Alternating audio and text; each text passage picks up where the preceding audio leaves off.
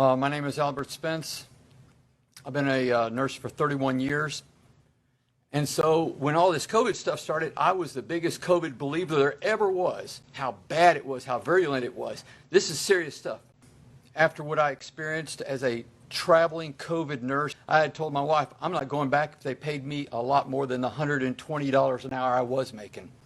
I just did what they told me to. I'm not a doctor, I'm not an expert, but I have watched what they did over 18 years, and it always revolved around, get your patient up in the chair, Albert. They gave antibiotics, breathing treatments, and steroids for 18 years for bacterial pneumonia. And we would get them out of there 7 to 10 days, no matter what brought them in, bacterial or viral. We got our patients out. And this is a COVID unit. But the high flow people couldn't come off either. Even though they were stabilized on high flow, they couldn't come off all that stuff. And if you move them when they've been there 3 weeks laying in the bed. And I asked them, I said, have you been getting up? They said, you're the first person that's tried to get me up. You're the first person that's tried to get me up. So I'm on a COVID unit in Anderson. I gave remdesivir to this guy, and he was Hispanic. They don't complain. They're very stoic. So this guy, within an hour, he starts crackling. I could hear him from the doorway. And I knew that was flash pulmonary edema. I can't say that, I'm a nurse. But I can go to the nurse practitioner in this case and say, you might want to look at him. He's looking bad. And she got to the doorway and could hear it, and she come out and she said, 40 Lasix stat, and push him to the ICU. I didn't know why.